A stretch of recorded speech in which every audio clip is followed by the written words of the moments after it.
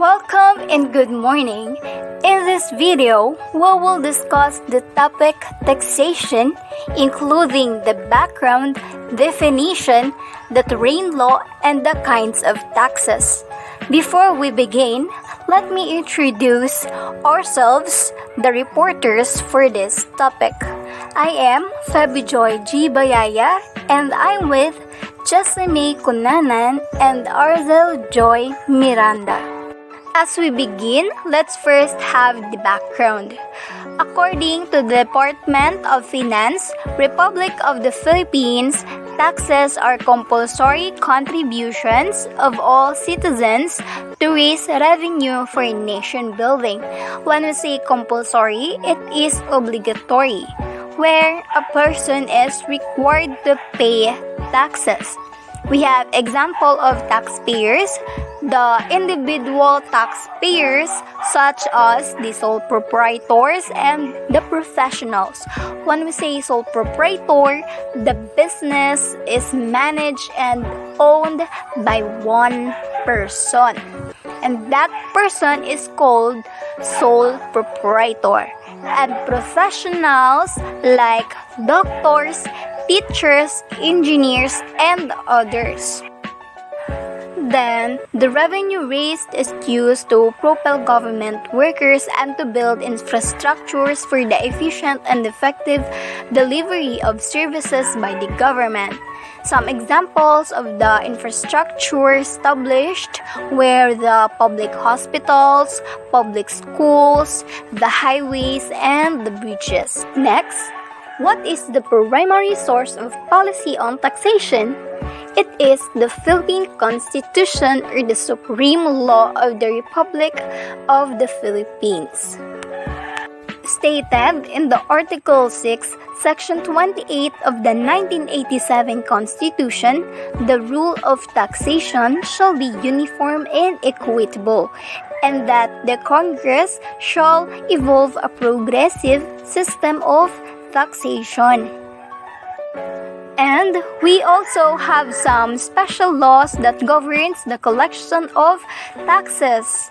This includes the Republic Act Number 8424, or the Tax Reform Act of 1997, known as National Internal Revenue Code, and the Republic Number 7160, or the Local Government Code of 1991, and lastly, Republic Act Number 10963, or the Tax Reform for Acceleration and Inclusion Act of 2017.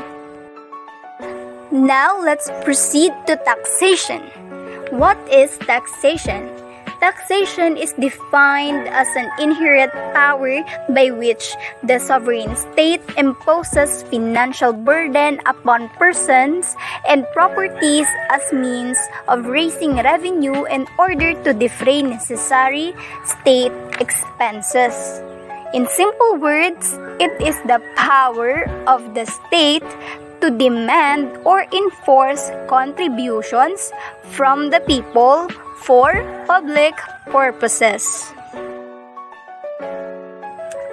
In 3000 BC to 2800 BC, the first system of taxation was known in ancient Egypt. During that time, there were no coins used or currency. That is why the taxes are charged on the harvest and property of the people and was collected by the Paroa. And in the Philippines, the system of taxation was introduced during colonial Spain through galleon trading, bandala system, polo y servicio, or forced labor, encomienda system, and later through a cedula by the Americans. Before we proceed, let's first have a little information about the introduction of taxation in the Philippines during Spanish colonials and later introduced by the Americans. First, in the galleon trading.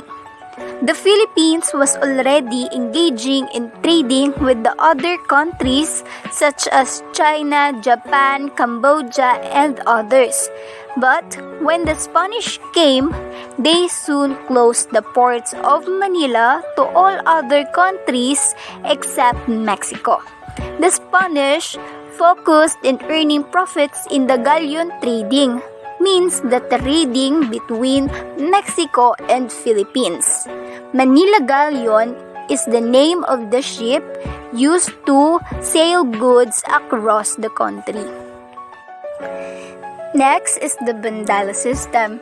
It is a form of direct taxes that the Spaniards implemented, in which the Filipino farmers were forced to sell their products to the government at a very low price.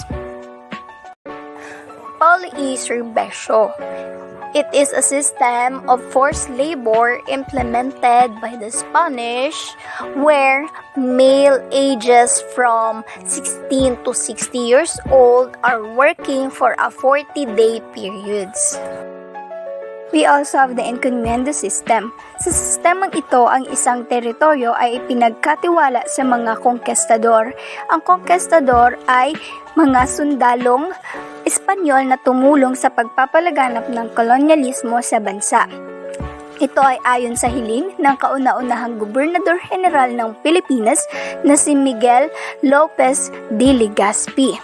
Ang tawag sa mga nagawaran ng encomienda ay encomiendero at sila ay may karapatang mangolekta ng buwis sa mga manggagawang nasasakupan ng kanilang encomienda.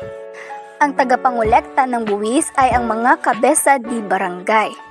Pagkatapos ng 3 henerasyon, ang encomienda ay binabalik sa gobyerno. And lastly, the cedula, which was introduced by the Americans. Cedula refers to the document issued to the Filipinos upon payment of a residence tax. It is also used for their identification and proof of tax payments. And now, it is one of the basic requirements for most government transactions and also used for identification purposes. Taxation is one of the 3 inherent powers solely belong to the executive branch of the Philippines. The executive branch of the Philippines is composed of the President and the Vice President, where the President is authorized by the law to fix within certain limits the taxes collected from the citizens. Tax is a levy imposed by the government on the income, wealth, and capital gains of the person's businesses, on the spending on goods and services, and on properties. And all of those mentioned, there is tax being charged. Train law. TRAIN stands for Tax Reform for Acceleration and Inclusion. It is the initial package of the Comprehensive Tax Reform Program, or CTRP, signed into law by President Rodrigo Duterte on December 19, 2017. To maintain fiscal discipline and adhering to the true principles of taxation, which should be fairness, simplicity, and efficiency. This was designed to change and correct the complex and adjust old system of taxation. TRAIN aims to fund the following: education, healthcare services, and infrastructure.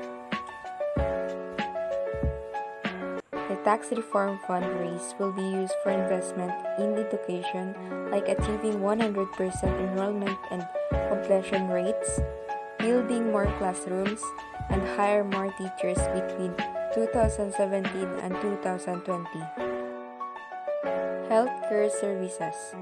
Fund will be used to upgrade local hospitals, achieve 100% PhilHealth coverage at higher quality of services, and hire more medical workers. Infrastructure. The main concern of funds generated from train law. One of their program is the Build program. Another emphasized provision of train is to allocate 70% of its revenue to government's fund for the Build program that focuses on building highways, expressways, and flood control projects. These projects are seen to sustain high and inclusive growth and will evidently benefit the poor the most. While the remaining 30% will go to social services, as train also desire to promote healthy well-being of Filipinos. The major feature of train is to reduce personal income taxes and gives higher take-home pay for 99% of Filipino workers. As a result, this will put more money in the pockets of Filipino workers.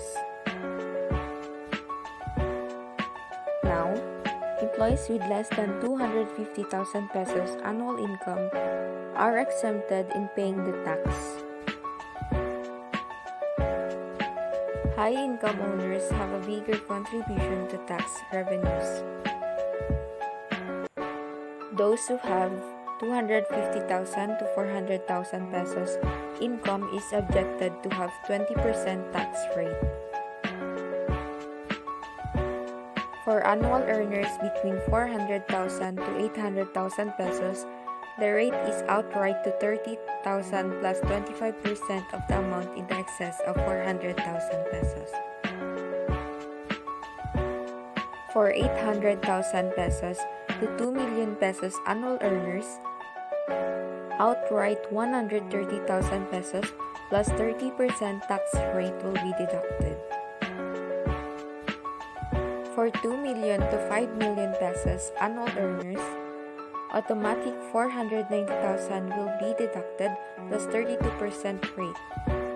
For earners of 5 million annually, 1,450,000 outright plus 35% tax rate will be deducted. Bracket creep. According to former DBM Secretary Benjamin Jokno, the personal income tax rates were last adjusted in 1997. These rates do not reflect anymore the prevailing economic conditions. Inflation has pushed income earners to higher income tax brackets, even though their purchasing power has not increased accordingly. The train law provides for an increase in taxes for cigarettes and sweetened beverage that will support on the promotion of healthy lifestyle.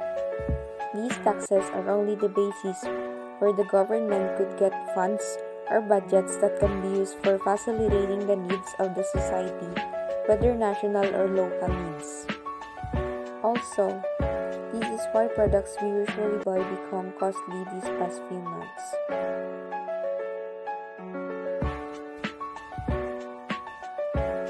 Estate tax is a financial levy on an estate based on the current value of its asset. It is the amount that's taken out of someone's estate upon their death. So now, under the train law, it is now subject to a flat rate of 6% regardless of the value of the net estate. That's why other people donate or give their assets before they die to avoid higher rate of estate tax. Value-added tax, or also known as VAT, is an indirect tax in the amount of tax may be shifted or passed on to the buyer, transferring properties or services. VAT is an indirect tax because the buyer or individuals pay taxes through purchasing of products. So dati many people use the exemptions to avoid tax dues, pero ni-revise kasi yun.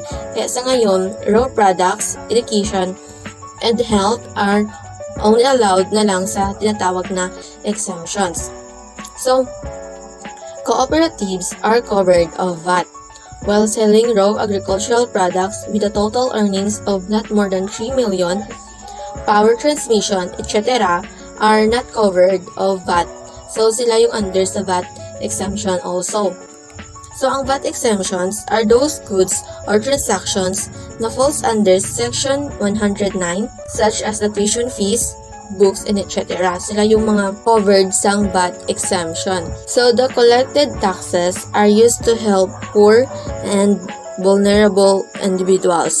So, additionally, yung senior citizens and PWD are covered of VAT exemption. So, since 1997, the oil taxes have not radically changed. Under the train law, the oil excise tax will increase up to 6 pesos from the beginning nga gin-implement itong train law. Ang mga taxes that are being collected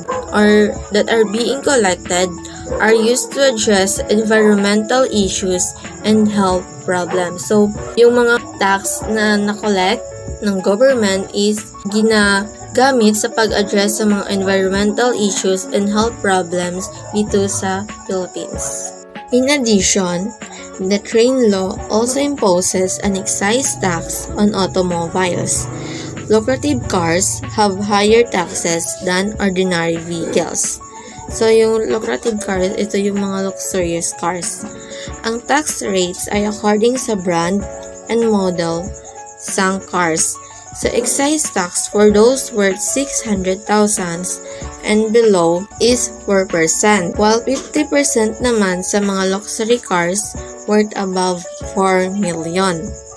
So, yung pick-up at saka purely electronic vehicles are under siya sa tax exemption. So, hindi ginakuhaan ng tax ang mga pick-up at saka purely electronic vehicles. So, yung taxes na ginakollect ng government ay ginagamit sa education, health, and social protection, which are ginakonsider na priority programs ng government. Products that give unnecessary or empty calories with little or no nutrition are also imposed to excise tax. These products are also known as sugar-sweetened beverage. Sila yung mga products na affordable ng mga bata at mahihirap na mamamayan. The concern about the products was that poor people are not aware of SSB's negative effect on health. The train law or tax reform for acceleration and inclusion ay focusing on equity, neutrality, proportional, and progressive na sumusunod sa prinsipyo ng taxation. So because of train law, tila lahat ng individuals are equally shared and burdened about tax. Ang mga individuals na may malaking sahod ay mas malaki ang binabayarang buwis kaysa sa mga mahirap. The example is individuals who earn 400 million have higher tax rates compared with lower income groups. Optimal economic results of train law remains to be seen. However, ang negative impact naman sa train law based sa hinaing ng mga tao is still unknown at this time. So, just like attorney Lorna Pataho Kapunan said, you can bring the horse to the water but you cannot force the horse to drink, which means that you can give someone an opportunity but not force them to take it. Let's move on to the kinds of taxes. First, we have the income tax. This is the tax imposed on all yearly profits arising from property, possessions, trades, or offices, and tax on a person's income, emoluments, and profit. For example, 15% of a person's income is deducted from his or her paycheck, and that 15% is transferred to the government as payment for the person's tax. Next, we have the donor's tax. This tax is imposed on donations, inter vivos, or those made between living persons to take effect during the lifetime of the donor. In simple words, this tax is imposed upon one's gratitude to others, and the donor's tax is payable by the donor. Estate tax is the tax on the right of the deceased person to transmit property at death. For example, a single individual died in 2021 and at the time of her death, this person had a total taxable net income of 10 million pesos. 6% of it is the state tax due, which will be forwarded to the government. Estate tax is not a tax imposed on property, but rather a tax imposed on the privilege of transmitting property upon the death of the owner. Kinds of taxes is value-added tax or VAT. It is a type of indirect tax hindi na-impose sa services or goods or value added at every point of production or distribution. Indirect tax siya kasi ang mga consumer or nagabili ng mga product, sila yung mga nagabayad ng tax. Hindi man sila direkta nga nagabayad ng tax sa government, nagabayad din sila ng tax through sa pag-purchase ng mga goods or pag-acquire ng mga services. Kaya ginatawag ito na indirect tax. So halimbawa nito, if the product costs 100 pesos and meron siyang 15% VAT, so the consumer or the buyer will pay 115 sa product na yan na kanyang bibilihin or ibebenta ng seller. Then, if ever na ibili na yan or naibenta na, the 100 is mapupunta yan sa seller or sa owner ng product, while the 15 pesos naman is mapupunta yan sa government. So, that 15 pesos will be the value-added tax. Capital gains tax. It is a type of tax that imposed on gains presumed to have been realized by the seller for the sale that is classified as capital assets. So the government can incur taxes when the assets are sold to another entity or stockholder. So hindi makaka-incur ng taxes ang government if hindi pa nabebenta ang assets. So halimbawa nito is when an individual owns a company shares which nag-increase ang value each year. In this case, no capital gains tax will be levied just because the shares are appreciating. The only time the capital gains tax will be imposed is when the individual decided na ibenta ang shares sa price na mas higher than sa price na binili ito.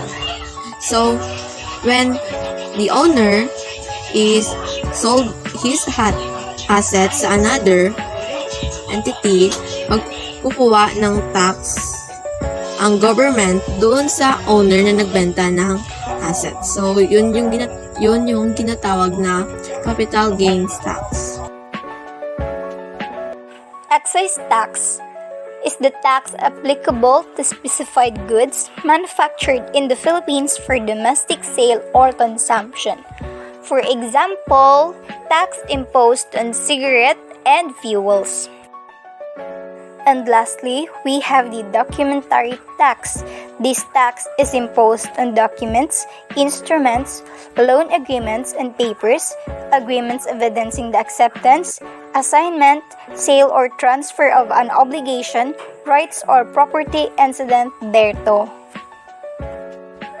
That was the last part of our topic. We hope that you have learned something from our discussions. Thank you for listening. God bless and keep safe.